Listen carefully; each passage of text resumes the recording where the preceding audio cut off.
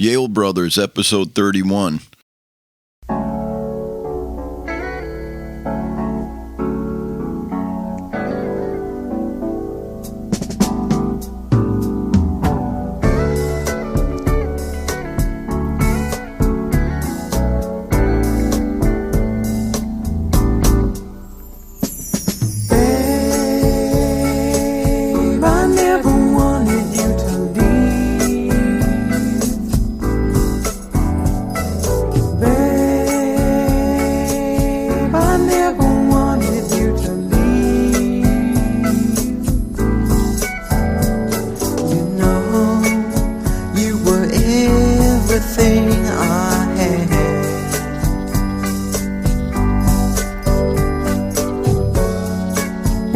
I feel so bad. You never had to go. Babe, let's make ourselves a resolution. My mistakes won't happen anymore. We just had to sit and talk it over.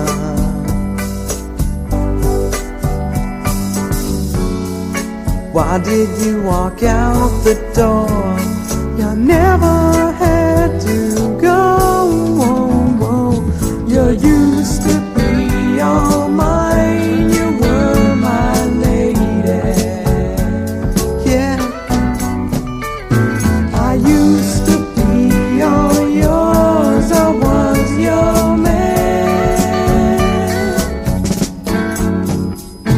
And baby, I'm still here if you want me. And that's the way it's always gonna be.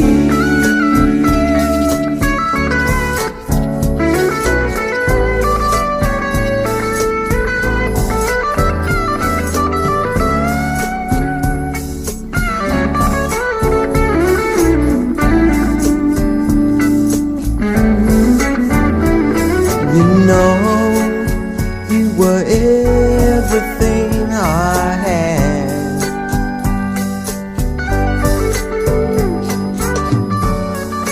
Why do I feel so bad? You never had to go. Babe, I never wanted you to leave. Babe, I never wanted you to leave. Babe, I never wanted you to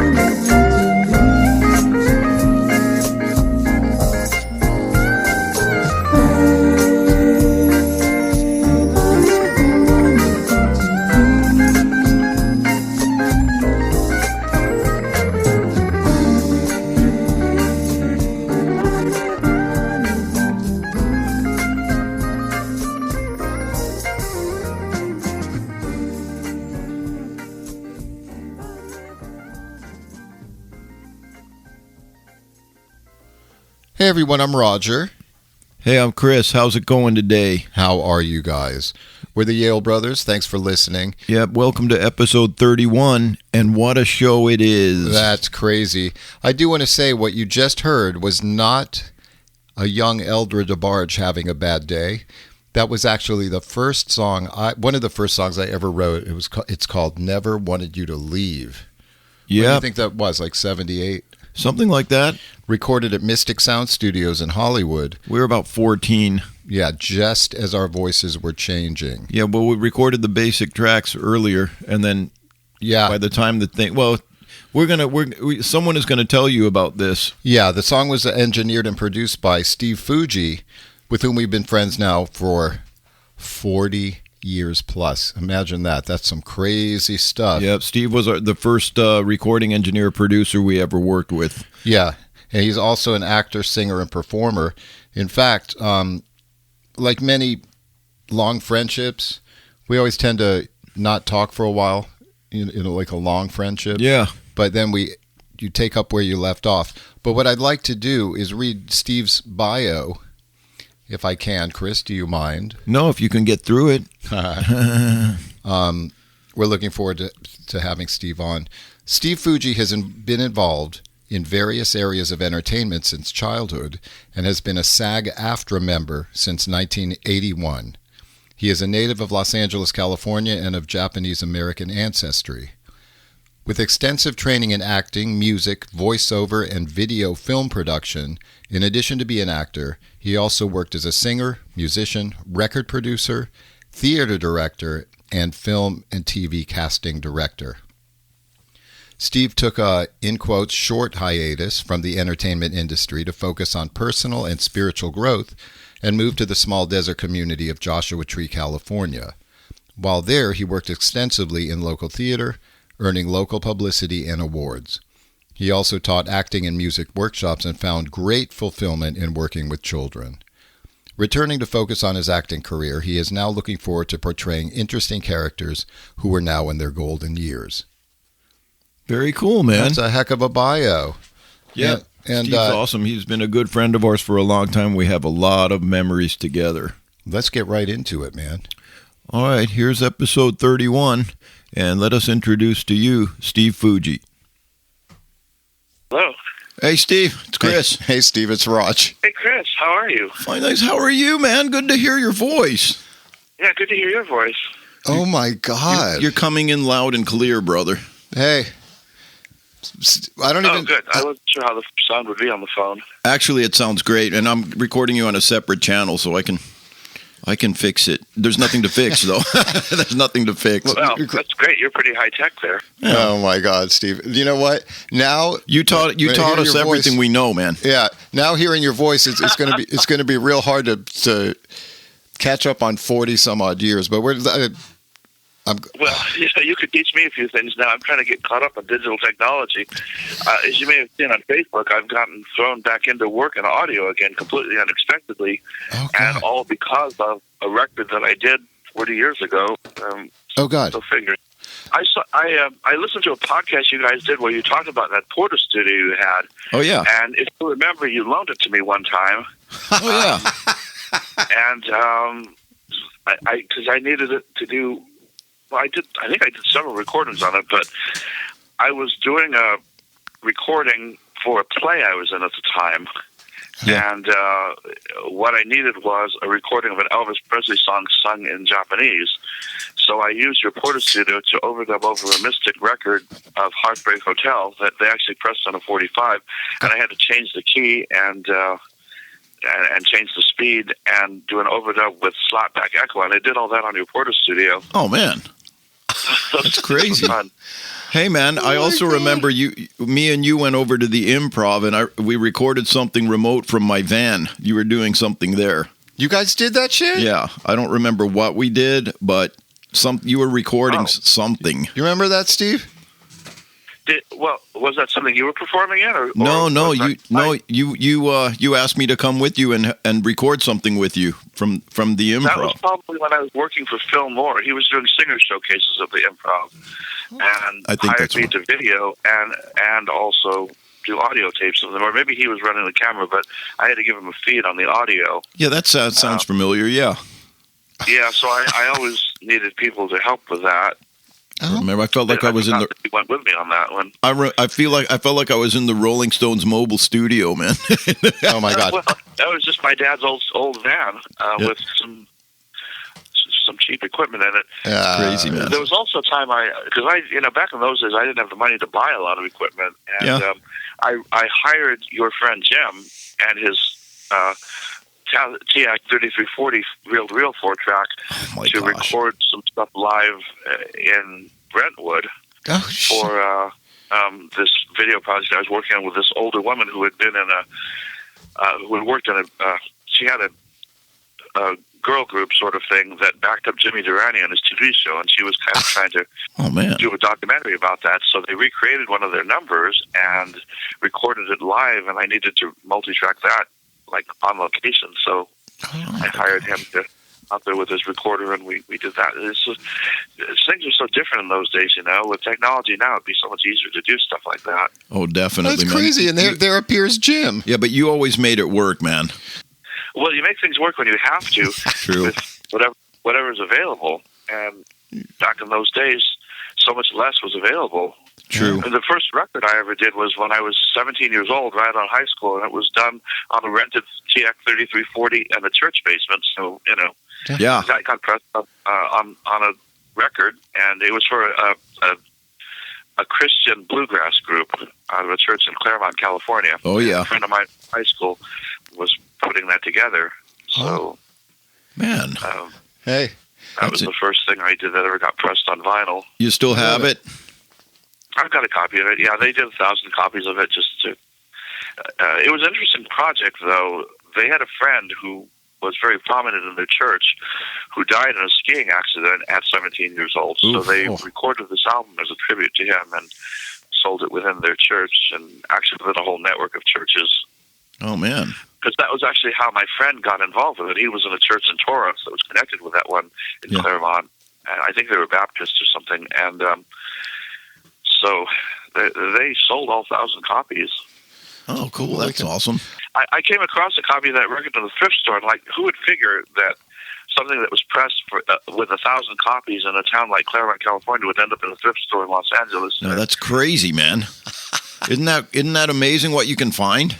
Shocking. Well, it's really amazing how things turn up. When I was in college in Orange County, we did an album as a showcase of the student work from the recording arts program, and I found that one is developed a cult following now, and people are seeking out copies of it. Man, that's amazing. And again, 1,000 copies was the magic number in those days because that was the first quantity that you got a price break on pressing. Of course. Yeah. So they did that. And then a lot of the other records, I don't know if you guys knew that when I was in college, I was also running a little electronics stereo repair shop in Torrance, where I grew up. I don't remember that. So there's a record store right next door to that location now. So I went over there and visited the record store, talked to the guy about the history of the building and all that stuff. Turns out that the same family still own the building after all those years, and the unit that he was in had been a gay bar at that time, which he didn't know. Yeah. But anyway, the funny thing was, he asked me, what did I do after I got out of that business? And I said I went into working in recording studios and working for record companies, and turns out he had several records I had worked on in his store, and he pulled copies of them. So, my. That is amazing, man. Yeah, I think this is a great thing you guys are doing with the podcast, because you certainly had an interesting life and have a lot to talk about. Hell yeah, man. And so do you, and that's why you're here. So we have a lot of things in common, brother. Yeah, man. We have a lot of things in common, but it's been. I've kind of been reflecting on years, and I've had so many times of really looking back and going, how come I couldn't make it and become a star? There's so many people I worked with who had so much more going for them than I did, and you guys were at the top of that list. Oh, wow. Everything that would make for the formula for being stars in the music business. And didn't go. You did. You've done a lot. I've certainly done a lot in your lives, but. Well, man, what the hell happened, Steve? Hey, no, I'll tell you what. It's a matter of luck a lot, but it's also a matter of doing the work, and I don't think we did as much work as we should have. But you did a lot of work. Yeah. I do think, though, that probably losing your father was a factor because he was your mentor. And that definitely was pretty crushing, man. Oh my God. It would have been, and he lost him way too early in your lives. Yeah. That definitely put a damper on things for quite a while, man. Yeah, but it would have. I've always felt badly that we had lost touch around the time that he passed away, and I kind of felt badly about that because you guys showed up at my mom's funeral, and we'd already been out of touch by that time. But Carl and I had become friends on some level, even though there's a generation gap and a cultural gap as well. For sure. Even though I was around a lot of British people, he was so very British. Yeah. I love it. He was one of a kind, man. No doubt. But he used to tell me stories about being in the record industry in England back in the 1930s, and that was really fascinating for me. Yeah. I heard them from Wally Moody also, except that your dad talked about what a big shot Wally Moody was in England in the record industry at that time. And, I didn't actually know that to what extent of that, because while Wally came across as an expert like spoke with expertise about it. He didn't talk about the level of accomplishment he had in England. A little humble about it, I guess. Oh my God! And we're talking about Wally Moody. Well, yeah, I mean, he didn't like brag about the fact that. But according to your dad, Wally was like high up there in the A&R department at EMI Records in England, which was the biggest record company there at that time. Yes, yeah. My dad had a lot of respect for that guy. Yeah, more than he did for Doug, because your dad saw Doug as Wally's stupid kid, I think. Oh, Steve, oh my God. I think this is a good time to mention that that's funny, Wally and Doug... That's so funny. This is it's so funny seeing these old English guys all interacting with each other because they're so polite to each other while thinking something totally differently behind it. Oh, that's funny. And we're talking, just so everyone knows, we're talking about a place called Mystic Sound Studios in Hollywood. But, a lot of the old timers from England saw Doug as Wally Moody's stupid kid. One of the ways I think because Doug didn't get into the record industry till he came to America. Yeah. Oh God. What did he do? And, kind of came up through a different route because he was working for a small independent record label, which Wally was working for too. But do tell. Yeah. Oh, too bad you couldn't have interviewed him, Doug, for this podcast. That guy had stories to tell, which I could relay them, but they're totally different when he told them. Yeah. Is he gone now, or is? I don't know because I think he's still alive. His Facebook profile is still there, but he hasn't responded to any messages or phone calls in years. Yeah. I talked to him about maybe 15 years ago or maybe 10 years ago on the phone. Yeah. Oh, my God. But, he would be in his 90s now if he's still alive. Hell yeah, man. I see that Facebook thing, and I have to wonder myself. I never saw it. Yeah, it's strange. It's like... Yeah, there's no indication that he passed away, and he occasionally put something up there, but hard to tell. It is hard to tell. Yeah. But I just want to tell everyone listening, we're talking about Doug Moody, who owned Mystic Sound Studios. Thanks for reining us in, Raj. Was Wally? Yeah. Would Wally own it? We talk like everybody knows what we're talking about. And people should. Damn it, Mystic Sound was cool. What about was Wally a partner with Doug in that, or how? We're talking about father and son. Wally really wasn't. Wally wasn't really that involved with it. He was more or less retired by the time that Doug actually got into Mystic, which was in the 60s, 1968. Oh my God. Okay, yeah, and that studio, I don't know if you know the history of that studio. It originally was opened as a West Coast wing for Mercury Records. God. They were based in Chicago, and they sent some people out to Hollywood to open a studio. No. They took over what used to be Mustang Delphi Records from Bob Keane, and it was Doug, Mike Kerb, Quincy Jones, and a recording engineer named Chris Huston, who was also English, and was one of the best recording engineers in the business. He had worked for Atlantic Records in New York, and he was the one who brought Led Zeppelin to Mystic, but he did all the records for the Rascals and other groups that recorded in New York, and some Aretha Franklin sessions. And then he went to work. He was hired full-time by the group War and Far Out Productions, and he engineered all their records. So if you think of records like Lowrider and stuff by War, he did those, and they got a great sound on them. Oh, my God. That was done there? No, that was done they built their own studio. But I think Spill the Wine by Eric Burden and War was done at Mystic. That's crazy. And I was having a little debate with Chris about, was the whole Led Zeppelin 2 done there? Chris told me it wasn't. It was just parts of it. Not that I know of. Well, actually, only the overdubs were done there. The whole album wasn't done there. Okay. Oh, my God. It was mostly recorded in England, and they happened to be in L.A., and Chris Huston brought them to Mystic and did some overdub sessions, and then it went back to England and got mixed there, I think, or maybe in New York. It wasn't totally done at Mystic. No, but the Lord Sutch album was, though. No kidding. That was the album. I'll tell you what, man. You can feel it in the walls. You know what I'm saying? That was something else. Yeah, come on. How'd you end up there, Steve? I was in a recording arts program in a school called Golden West College in Huntington Beach, and I was taking a record producing class with a guy named Dave Pell, who was an industry veteran. I know that name. Started out as a saxophone player in the big bands with Les Brown. Wow. And then became a record producer in the 50s and produced lots of jazz records. And then in the 60s, he worked for Liberty Records, produced Vicky Parr, Gary Lewis, the Playboys, people like that. So he's teaching a class in record producing. And he said that this old friend of his had a studio in Hollywood and was giving him free studio time, but he had to bring in his own engineer, so he asked me to do that. And so I went in there and did some sessions for Dave at Mystic, and then got to talking to Doug, and Doug hired me because he wanted to free himself up from doing the recording sessions in order to run the record company. Oh, God. And then indirectly, me being there made it possible for him to get Mystic Records happening. Oh, cool. And you could do a whole podcast on that in itself. Mystic Records floundered for years trying to find a place, and ended up doing this hardcore punk stuff and making a name for itself in that field. Yeah, it's funny how Chris was talking about that. Yeah, well, it's a funny thing, too, because you guys were almost a Mystic recording artist. You know, that record we did was supposed to be released on a 45. Oh, yeah. Yep. I forgot. That kind of dropped the ball on that one, really. Well, were we even ready? Because if you'll remember, Roller Disco was supposed to be the A side. Doug was producing that. Oh, yeah. Roller Disco. Leave. Doug sort of threw me that and said, "You can do the B side." Oh, I loved it. Never wanted you to leave?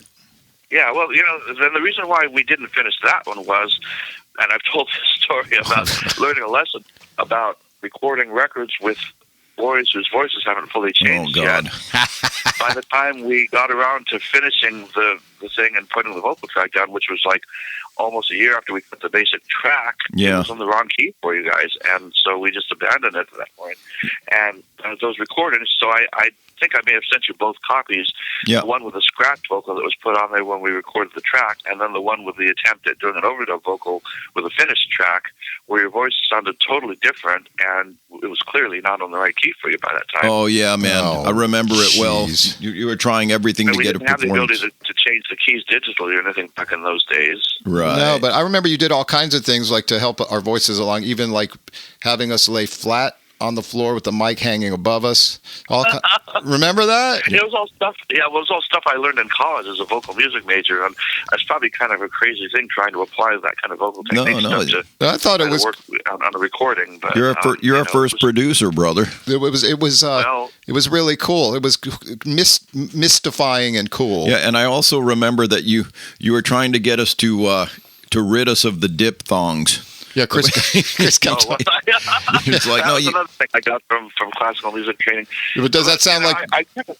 Does it sound like something you would do? As sort of like my ticket to getting some attention as a record producer. At that time, as you'll recall, there were several very successful acts that were made up of two brothers. Oh yeah, and so. To put it bluntly, you guys were very commercially viable in the record business. And, you had a great look, and you were the right age, and you were twin brothers. It was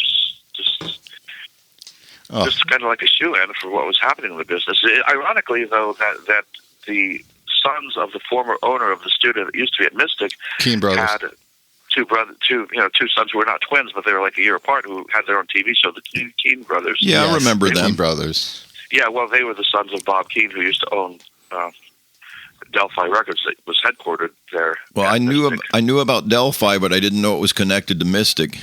I didn't know any of that deep stuff. It was in the same space, and Mystic took over studios.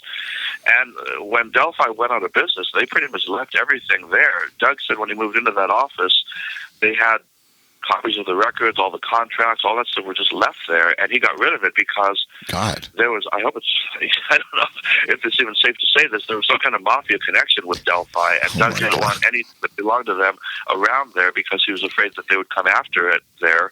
Oh, geez.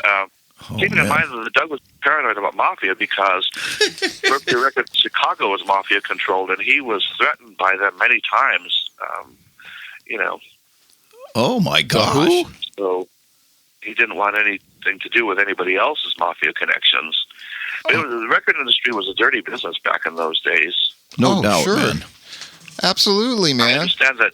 I think it was the son of the Liberty Records owner was killed because of some money that he owed or something or other. They were after him. I don't know the whole story on that, but I heard about that. Yeah, I'll tell you what, it was dirty, man. I'm telling you. But that studio was good fun. Like, I'd like to even drill down. Like, well, how about this? Yeah, no smoking, machines breathing. Machines breathing. Tell us about the control room and what was going on in there. Like, what equipment wise? Oh, if the walls had eyes, you know. Oh, no doubt, man. What was the equipment rundown at the time? Let's like some of the vintage equipment that was 16 track. Yeah. What was in there at the time that we recorded there? Yeah, like a little kind of trip down memory lane. Okay, well, that was put in 1971, and it was absolutely state-of-the-art in 1971. By 1978, when we were recording, it was considered antiques, but consisted of a Spectra-Sonics mixing board and monitor amplifier system, JBL speakers, and a AMPEX MM-1000 16-track. And the room was set up for quadraphonic mixing because in 1971 that was a new thing, and it was one of the first rooms that was set up for mixing in quadraphonic. Wow. Damn. And, but that was not the first system they put in 1968 was 8-track, and that was 3 years later. That was considered kind of obsolete, and they updated to 16-track. It was 4-track when they took over the studio from Delphi. Wow. Oh. Well, you know what? All those Bobby Fuller records were all done in that room on 4-track equipment. Oh my gosh. Oh my God. Well, wait a minute. There was also an operating real echo chamber down there. Yes, the echo chambers in the basement, those were legendary, and Mystic did build those. Those were not there from Delphi. Oh, that's fantastic, man. But actually, though, the speakers in those echo chambers were from Delphi. They were Altec 604E speakers, which were sort of the classic studio monitors back in the 50s. And there were 3 of them, which was a typical setup for studio monitoring system at that time when the studio was built originally in the 50s. And so he took those speakers and stuck them in the basement. And you know, Altec 604 speakers sell for thousands of dollars now. They were just stuck in the basement for the echo chamber. But that was part of the reason why those chambers sounded so good. It wasn't just the way the chambers were built, but the fact that those speakers just had a certain sound to them that worked really well in the echo chambers. And they had electro voice microphones down there. Man, tell you what. Yeah. Damn. What a lush, beautiful organic sound it was. Yeah, and then all the other stuff that was around there. I remember practicing my little Korg Poly Ensemble P right next to a Leslie cabinet. I never got to play a B3. Chris says I'm flopping. Yeah, you know, I remember there being a Leslie in the studio. Somebody from one of the bands was talking about having carried a Leslie up the stairs to the studio. So I don't know if the one Teac had was gone by then, or if they just brought their own, or what. But I can't imagine, you know, trying to haul one of those things up and down those stairs. It was tough enough to do a Fender Rhodes 88 up and down those stairs, which I helped with several times.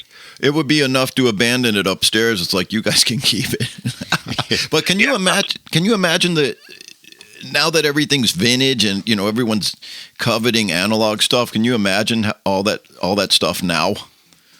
That's amazing. Yeah, that stuff was, you know, he had stuff that is now considered like really legendary, like the LA-2A limiter, which were considered junk when they got them and started using them in studios. Oh man, they were so widespread in use, and now they emulate them with a plug-in you can get. Yes, I've seen it. The original ones have been known to sell for like $5,000 or something. Yeah, and you know, when he closed the studio, he took all that stuff and put it in the storage locker down on Oceanside.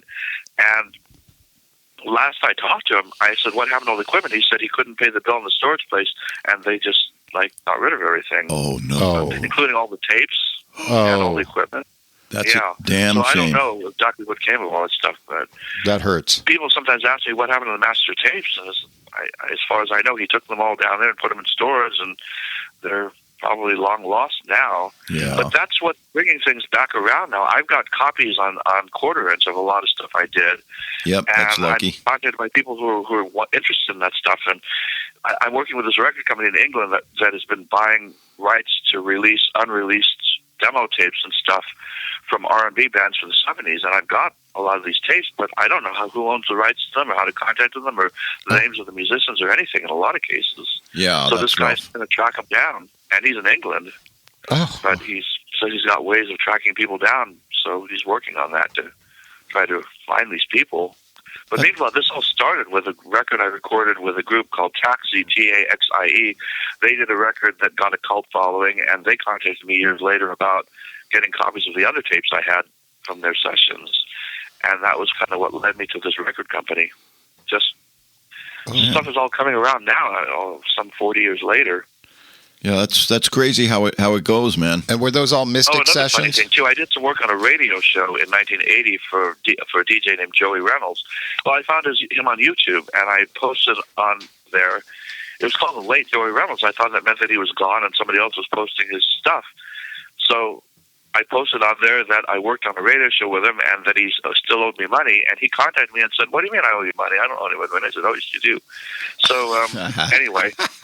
That's when you could have called in some mob connections. Money, but he had a theme song for his show recorded by the Four Seasons. Oh. And in 1965, it was done to the tune of Big Girls Don't Cry, and they did the Joey Reynolds Show theme. So I always wanted a copy of that record because of the limited production that they only distributed in Buffalo. So he sent me one and a copy of a book that he wrote. So I got something out of a 40-year-old debt. Yeah, that was very recent, wasn't it? Anything from that. And he apologized for not paying me, but he didn't offer me any money. Well, better something than nothing. Yeah, well, so I mean, these old timers are something else, though. So I've been in touch with this singer named Eddie Rambeau, who had been produced by Bob Crew, who did the Four Seasons around there. And I asked him, did he know Joey Reynolds? And he said, "Oh yeah, he knew Joey very well. He used to stop by Bob Crew's office all the time." And I mentioned about the thing about the money, and he says, "Oh, well, that's typical for Joey." Apparently, he owed money all over the place, even going back to the '60s. That scalawag. Yeah, you can't. Yeah, that's exactly. That is crazy.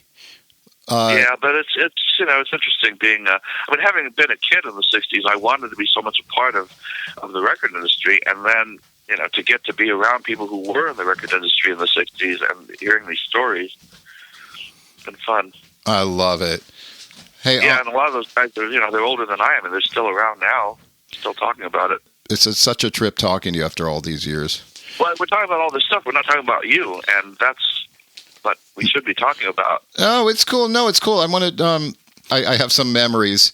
Yeah, well, and I guess this Hollywood history would be of interest to a lot of people. Oh, dude! And kind of a background of how we ended up there. Yeah. Absolutely, we love it. That's what we're all about. The recollections of Hollywood. Do you remember that? You have some stories, dude. Yeah, you had a cool bungalow stories. But go ahead. But we should get into how you happen to be at Mystic and how we happen to get connected.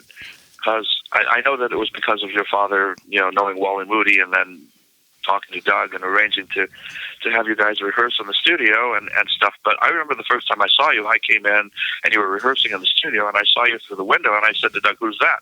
And he said, "Oh, those are the kids of an old friend from England." So that was where it started. We came in there because Uncle Roger and Dad had this idea for a song called that. Since they were older guys, they didn't really have a feel for the rock and roll we wanted to do. Not a clue. You guys should make a disco record. Yeah, they were a whole different generation of showbiz. Oh yeah, yeah. And they had because they came from British vaudeville, didn't they? Yes. Oh yeah, they did, man. Music hall and all that. But they wanted us to do a song called Disco Bandit, so we threw something together. Oh yeah, I remember that. Oh my God! And that's how we wound up there. Boy. But, a little before that, Dad did something. He was involved with a lady who had Jack Benny's Maxwell on display, and they did a session there in the mid-'70s, and that's the first time I ever saw what the hell was it? A mini Moog or a little Moog synthesizer. Also, he did a music for his movie called Once Upon a Blue Sky. Before that, yeah, in early, like maybe 72 or something, 73. But he did a bunch of songs, some of the soundtrack demo for his movie idea. You want to that movie has been available on DVD under the name Hootenanny A Go-Go. I've got a copy of it. Oh no, that's different. That's something different, sir. Oh, that's a different one. Yeah, it was called Once Upon a Blue Sky. He had a big idea for, but I still have the soundtrack. So that movie didn't get produced? No. He had Bing Crosby, and he went up to Bing Crosby's house, and Bing was interested in it, and unfortunately Bing died. Yeah, but the Hootenanny A Go-Go is cool too. Yeah, it used to be called Once Upon a Coffee House. Oh, okay, right. That's what it was. That's what I thought you were going. But I want to talk about. You remember you had a cool little bungalow style apartment. Where was that? Was it Fountain? No. Doug's? No, yours. No, you had a. Let's talk about like drill down mine, on our. That was on top. It was a terrible neighborhood. It was on Fountain Avenue, next to LeConte Junior High. Oh yeah, I know exactly. Yeah, I remember it well, man. Like what do you call a little? Yeah, well, I went back there a couple of years ago. That neighborhood looks even worse now than it did back then. But I'll bet that bungalow's renting for over $1,000 a month now. Man, I totally believe it without question, dude. But I remember that's Hollywood. Yeah, unbelievable. I was paying $175 a month for it back then. That's insane, man. God, it's hard to believe that, but yeah, I get it. Yeah, but that neighborhood looks totally third world now. I mean, if it was bad then, it was really awful now. Notwithstanding, though, the rent's probably ridiculous. So we had a great evening with you at your place, just listening to music and you were pulling out archives of all kinds of cool things. They were man. eating mac and cheese. Yeah, I remember some of your friends were there, and it was funny because I was a few years older than you guys, and I was in my early 20s when you and your friends were in your teens. But I think that emotionally, I was still a teenager in a lot of ways, and so I felt like comfortable hanging out with you guys. We had a connection, man. Yeah, and by the same token, because you're a little older than us, it worked well because we loved hanging out with you too. You know what I mean? We felt special hanging out with an older dude that was in the music business and all that. Come on, man. It was. I love. You taught us a lot. I was 22, 23 years old, and I was totally like a naive nerd at the time. So. Well, man. In some ways, I still am. Here too, man. We all us are. too, dude. Hence the podcast. Your friend Mark Douglas, although he was like around your age, was far more worldly than I was at the time in terms of knowing what was going on in stuff. And I don't know. Oh, dude, we went to the Clash concert with him at the Palladium.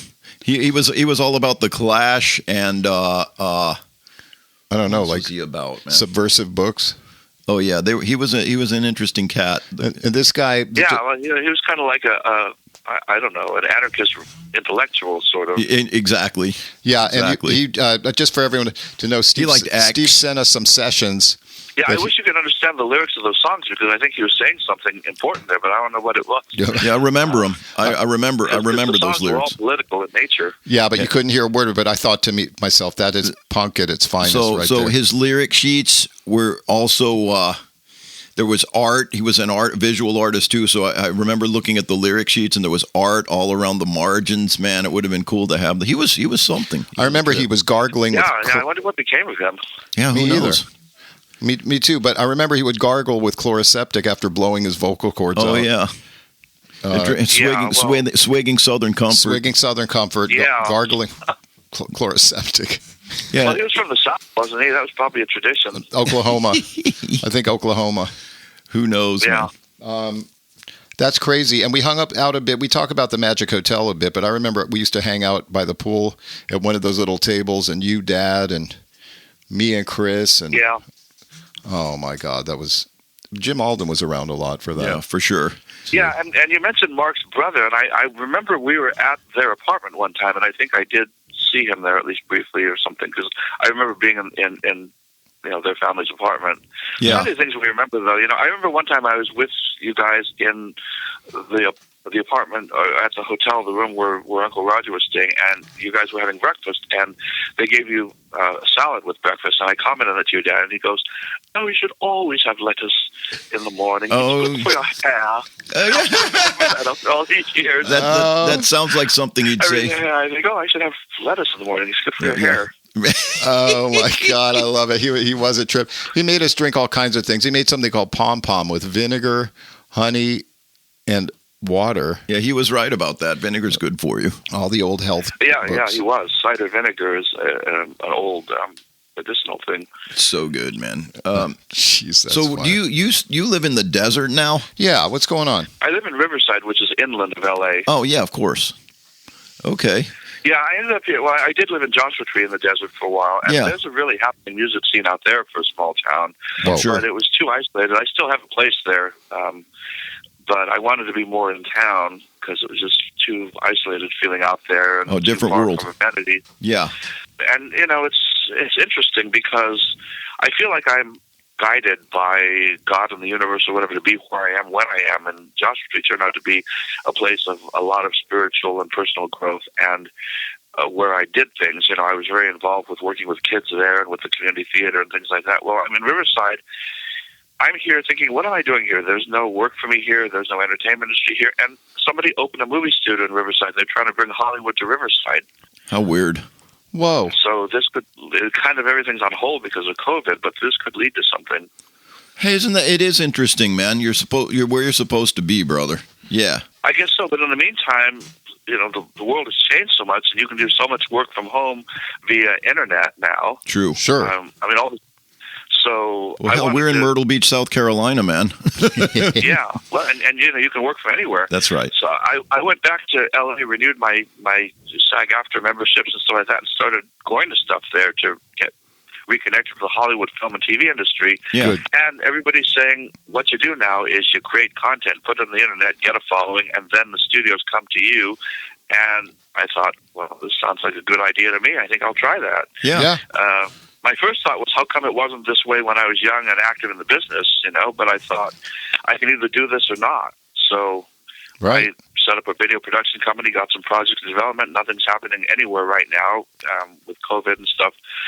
But I think that it will. And, I'm in a position where I can't retire ever. I have to work the rest of my life because I didn't set myself up for retirement. Me too, Steve. Me too. Yep. I'll keep trying to get this video. And I don't want to be a video producer, but the opportunities now are just limitless in terms of being able to create something and put it out there and have the whole world be able to see it. And all you got to do is get them to watch it. That's true. That's the rub, man. No more gatekeepers. Yeah, I'd like to do a podcast, too. I haven't quite got a handle on what kind of podcasts to do. Yeah. I always envied you guys, though, of having each other to work with, and because I've never found that sort of lasting partnership of people to partner with. And, I do have a brother who's sort of like my twin, 9 years younger, but... Yeah, I know. I met him. You jammed with him one time, I think. But the thing is that because of the age difference, I was out of the house by the time that he became active professionally. Yep. So he did his own thing, and, I occasionally brought him in to play in a session for me because he's a brilliant guitarist, and he's really done pretty well for himself. He was in a band, a speed metal band in the 90s that toured nationally and opened for Metallica and was on MTV with a music video and stuff. They had major label contracts and stuff. So he did much better for himself career-wise than I did. But good. And man. he's still nice. playing. He's doing club gigs and stuff. He's in a band now. He's on like the Heavy Metal Hall of Fame and stuff like that. But I never really was a part of his world and what he did in his career. Gotcha. Yeah, that's amazing, man. I want to switch gears and talk about your stuff. You have, I'm sure you've amassed a good deal of vintage audio gear and stuff like that. Would you call yourself a collector? I created a Facebook group for people that are into vintage pro audio gear, and I get like 10 or 15 people wanting to join that group every day. Damn. I had no idea there was that much interest in stuff like that. But what's the name? Do you mind telling us what it is? Yeah, it's on Facebook. It's called Vintage Pro Audio Equipment, I think, or something like that. Okay, cool. So, anyway, I acquired stuff through the years that, in various stages of disrepair, I have a Scully 8-track 1-inch machine, not to be confused with the 8-track cartridge machine, but this is a Pro 1-inch multi-track recorder that came from A&M Studios, and the guy I bought it from said that it came from the studio where the Carpenters recorded their first album, where records like the Herb Alpert's This Guy's in Love with You was one of the first things that was cut on this machine. Damn. So it has history, but like the one in Mystic, 1-inch machines were only in use from about 1968 until about 1970 or 71, and then they were replaced by 16 tracks. So this one was taken out of service at A&M in 1971 or 72 or something like that. Yeah. And it's been floating around ever since then. I bought it from a guy in San Diego who bought it from a guy who owned a radio station down there. Look, I knew you go deep about stuff like that. Like everything's got, every piece must have a little provenance or whatever they call it, a little story to it too, man. Yeah, well, it's good to know the stories behind things. I've also have an AMPEX 2-track stereo 440, what's it called, AG440B, which is the same type of machine that Mystic had for mix downs, and which was like the most popular stereo 2-track machine back in the day. Yeah. And I thought that I wanted one because I know how to edit on those. But this one came from another radio station in San Diego, and I bought it from a friend of mine in San Diego who restores a lot of vintage equipment. And he has an AMPEX 2-inch 16-track machine in his garage. Damn. Oh, there's an interesting story there, too. So he's connected with this guy who came from Russia, and in the 60s in Russia, it was against the law to do rock music. I mean, he was literally arrested by the Russian government for having a rock band. So he managed to escape and come to America, but there's all kinds of stuff on him on the internet about, being a refugee from the Russian government because he was, doing rock music, which they considered to be subversive activity. Sure. But he's built a recording studio in Escondido, which is near San Diego. Yeah. That's a combination of vintage equipment and modern digital equipment. And this guy is like in his 70s now, but he's built this studio himself, and it's a really cool studio that combines old and new technology. So my friend is moving his stuff into that studio, and they're doing this cool studio thing down there. It's a pretty happening music scene down in San Diego. I believe it. I don't mean to be all over the place, but I have one phrase for you that stuck with me for a couple decades now. Okay. One enchanted Edsel. Oh, gosh. Yes. What's that? I was in a car collectors club, and we put together shows with quite often parodies from different songs. So I think Fords were the theme car for that year. There's more to the story than that. I hadn't seen you in a long time, in years. This was sometime in the late 80s or early 90s. I ran into Roger at a park. Yes. In West Hollywood, where they were holding the rehearsal. And we talked for a while there, and then I went in to do the rehearsal, and apparently you heard the rehearsal of Some Enchanted Edsel, which was based on the song Some Enchanted Evening. Some Enchanted Edsel. See, I was wrong. They put together songs from musical theater a lot for that particular show. I love it. But I did one some years before that. I got my brother involved in recording a background track for Fun, Fun, Fun by the Beach Boys, because they did this number about T-Birds were the featured car, and that song, Fun, Fun, Fun, till the day you took the T-Bird away. So we did that with a cardboard T-Bird on stage, and I did a recording of that song, and we performed vocals live with harmonies and everything to that. To that track that my brother put together. I did the keyboard solo on it. My brother did everything else. Oh, I love it. That's cool, I love man. It. That song had this weird organ sound. I don't know what it was that Brian Wilson used on that.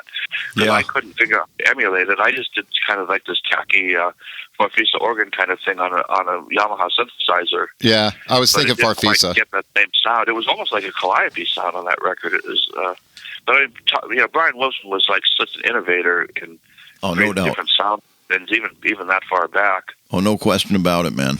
Man. There's a lot of attention about Phil Spector because he just passed away. Yeah. And Brian Wilson was so in awe of Spector, but Brian Wilson, in my mind, was far more talented and far more innovative in recording technique than Spector was. Oh yeah, he was phenomenal. I hate to say that I was never that impressed with Spector. Yeah, it's a different kind of sound, man. Yeah. Yeah. We had a couple buddies of ours were playing with Brian Wilson for a while. So, yeah, it was fun. Apparently, the guy's obviously iconic, man. Beautiful. Yeah. Well, yeah, it's an amazing thing, though, that with everything he'd been through and having been out of commission for a number of years, he survived everybody, and he's back at work now at like 80 years old. Oh, it's phenomenal. It's crazy. Unbelievable. Yeah, I saw a video. I love watching YouTube videos of these old timers now because, kind of like makes me feel like there's hope for old guys in music. Here. He and Al Jardine did a session where they were singing in harmony Sloop John B., which Al Jardine did the lead on. Yeah. This was just done a few years ago, and with a bunch of other musicians backing them up. But they recreated that with two voices. They recreate and the other musicians did backgrounds. They recreated the harmonies of the original Beach Boys sound on that recording.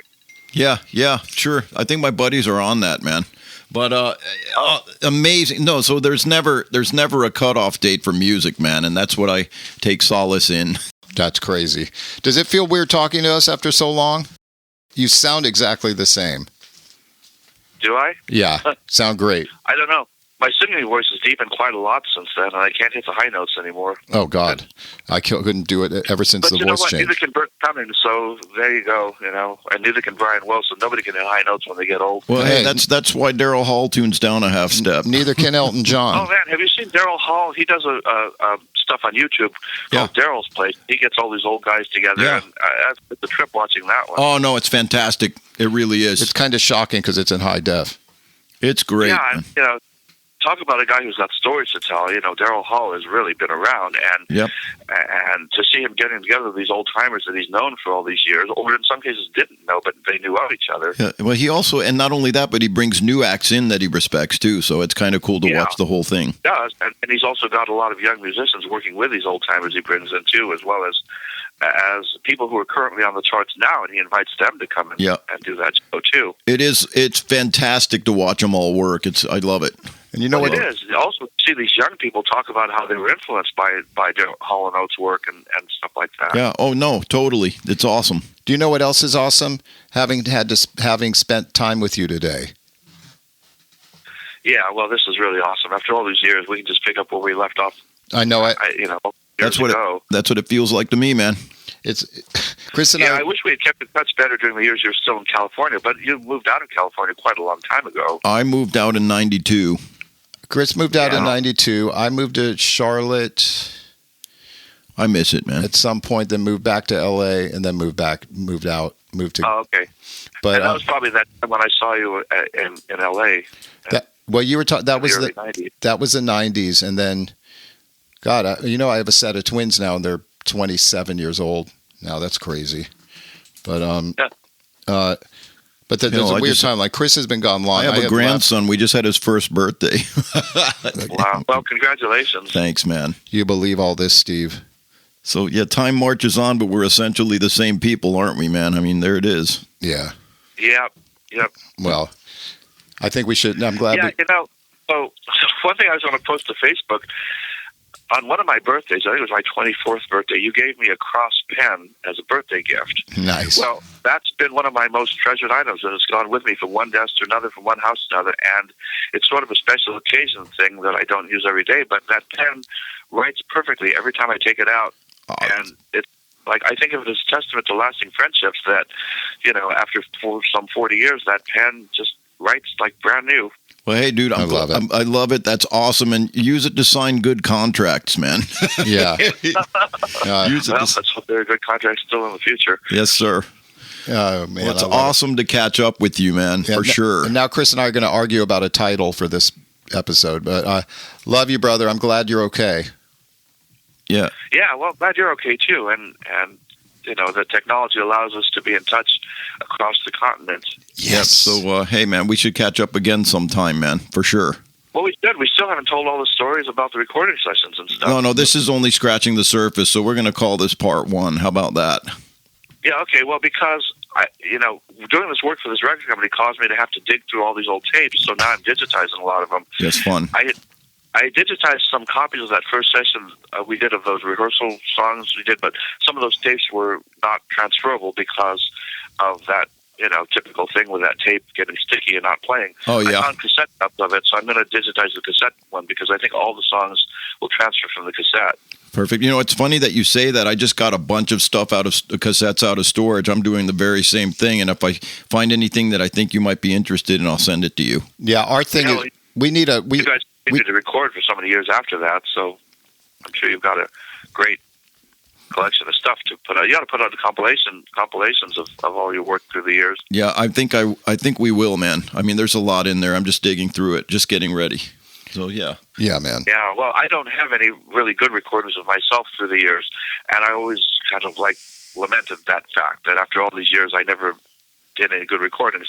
So I threatened to put out a compilation of the worst of Steve Fuji with all these crappy recordings. Oh, my gosh. Unfinished projects and rehearsal recordings. And all my musicians friends said, that's a great idea. We all have stuff that we didn't ever want anybody to hear because it's all crappy stuff, but why not put it out there? I say, I'm with you. I say let's put it all out, man. Yeah. That's what it's all about. So, think about that. Take the worst stuff you ever did that you didn't think anybody wanted to hear and put it out as the worst of the Yale Brothers because it's part of part of your life history to put out stuff that's experiments and rehearsal projects. And that demo I attempted of Roger's song. God, you remind me of the name of the song now. I think anyway. It's Not Love. I did a terrible recording of it, Stories and End. never want anybody to hear it. But I might actually include that in my compilation. Might as well. Let's get them all out, brother. Yeah, It's a great song, though. I really would like to do a good recording of it now. Steve, that's very kind of you, brother. Well, you have the technology. It was really embarrassing to have anybody hear that demo. It was so terrible, but it was an experiment, and really, and I had really primitive equipment to work with. It was a Roland TR-606, I think, drum synthesizer. Oh yeah, and one of those little Casio keyboards with the miniature keyboards. That's what I recorded that thing. Oh, on. how cool is that, man? I'm honored. Yeah, that's awesome, man. Hey. Yeah, and the arrangement didn't work, but it was an experiment. It's there though, which is awesome. Well, Steve, I got to say, it's been a real pleasure hanging out with you today, brother. It's been a pleasure, Steve. Thank you for doing this. Oh, likewise, totally. And we love you and we miss you, man, and we're definitely going to stay in touch. Yeah, well, I miss you too, and I look back on those years we spent together as some of the best years of my life and the best times of my life. So thank you for that. Me too. And we'll call this part 1, and we'll get with you on part 2. All right. Well, Steve. great. And I have to say that I really feel that my life has been enriched by my friendship with you, and I really feel so blessed that we can reunite that friendship after all these years now. Feel the same way, Steve. Even by long distance. Okay, yes, and thank you for the opportunity to be part of your podcast. Pleasure. Thanks for being here, man. We'll talk to you next time. Okay, I look forward to it. Okay. Damn, we covered a lot of ground. I'm so glad to have spoken with Steve. How cool to get reconnected with Steve. I mean, it is. Fuji. Like, you pick up just where you leave off, man. It's like, especially in a relationship with Steve. Yeah, it's like we just talked a few days ago, it seems like. Yeah, he sounds exactly the same to me. Oh, yeah, definitely. I'm glad he did it. Yeah, for sure. And about this Mark Douglas. Yeah. He's quite a character. We can't get a hold of him, and we can't even track him down. But I want to play out this show with one of his cuts. Yeah, and I think it's going to be Red Control. Red Control. Okay. Yep. Oh, I also wanted to say that I played drums on about 5 of these. Well, all of the things that he cut, and Raj played some keyboard on it, but Mark was very much the master of his own fate on all this, so he had it in his mind the way he wanted it, and there it is. Oh, yeah. It's seriously just raw and cool stuff. Well, to me, listening to it now, yeah, it's more punk than punk. It's more punk than punk. And when would we put that? 1979 or something, or later? Oh, about 1979, 1980. Around the time we went to see the Clash at the Palladium. Oh my God! But anyway, and this guy was sitting right in front where the bass bins were. He was sitting on the lip of the stage. That was the loudest damn concert. I look over. Where's Mark? He's sitting there. Just was that bobbing his head. Was that the Give Him Enough Rope tour? I think so, yeah. I think so. Yeah, pretty sure, man. It was loud. I said, man, you got to be kidding. I had to go outside to the restroom and get something to put in my ears. It was making me physically ill. Yeah. But it was cool. We were there. Yep, that was cool. Anyway, thanks to Steve Fuji for being on this. We love you, Steve. And episode 31, that completes it.